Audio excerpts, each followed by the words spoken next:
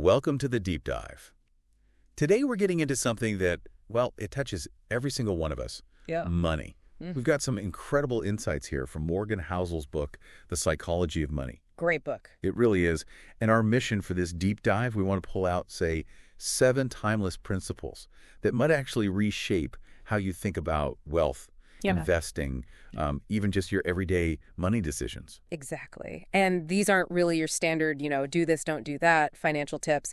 Housel digs into the human side of it all, the behaviors that maybe surprisingly often drive financial success more than anything else. It's a really interesting angle. Okay, so let's dive right in. Housel's first big idea, and it's kind of a big one.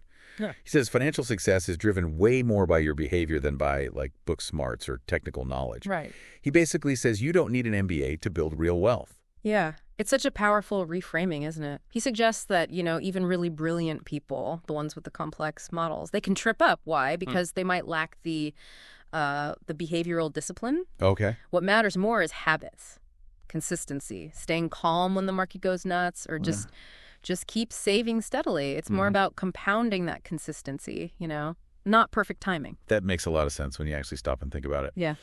And speaking of things we can't fully control, Housel really emphasizes the role of luck and risk. Mm-hmm. He says, look closely at any big success story. There's always some luck you didn't see.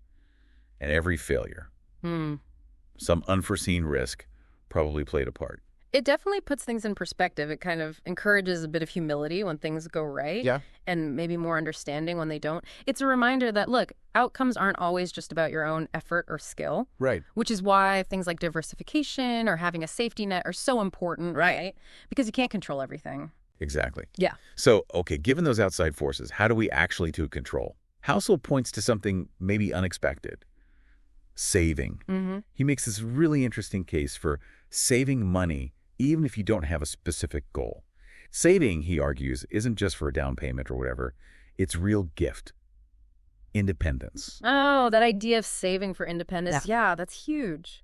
It's really liberating when you think about it that way. It is. It's not about buying a thing. It's about buying yourself flexibility, time, the power to say yes or no to things you can't even predict yet. Yeah. It's like preparing for the unknown, whether that's a sudden problem or, some amazing opportunity that just pops up. And building on that, Housel draws this really crucial line between getting wealthy and staying wealthy. Ah, yes. He says they're totally different skills. Staying wealthy, that takes serious patience and he calls it kind of paranoid discipline to just not lose it all. Absolutely. 2 different games. Getting rich might involve taking smart risks, being kind of aggressive maybe, Right. But keeping it. That's about being prudent, humble, often resisting the very impulses that got you there in the first place, like getting overconfident. Mm-hmm. So many people focus on the getting part, but the real challenge, the one people often miss, is holding on to it long term. Okay, so what does all this actually mean for you, the listener? Housel argues the ultimate payoff, the real dividend for money, isn't the fancy stuff, it's freedom. Yeah. Specifically, the freedom to control your own time. That is such a profound way to redefine wealth, I think.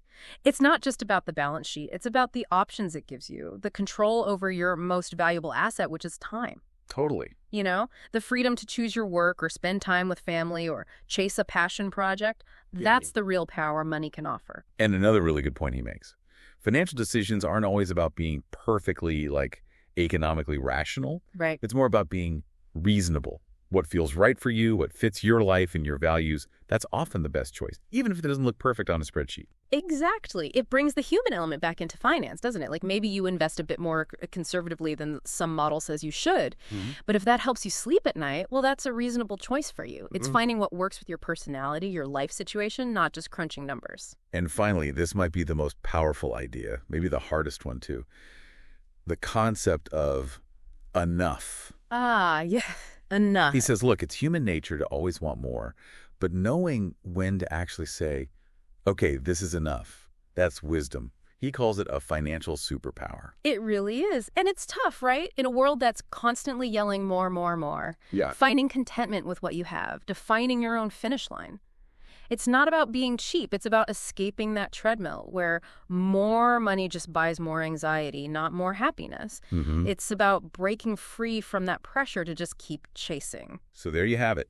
a deep dive into the very human side of money, thanks to Morgan Housel, from focusing on behavior over just knowledge to understanding the power of enough. It's definitely a fresh perspective. Absolutely. What's really key here, I think, is how these ideas empower you.